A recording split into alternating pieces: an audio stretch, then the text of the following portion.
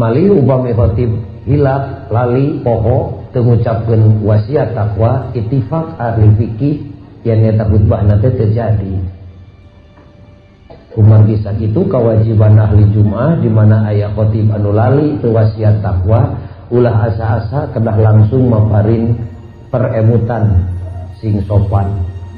Subhanallah, subhanallah, lamun geus 3 kali dibere peringatan subhanallah, khatibna ngingkig wae pokok teu wasiat takwa, ulah kapameng langsung wae salah sawios ahli Jumaah ngadeg harewoskeun kana cepilna khatib, anjeun pokok teu wasiat takwa.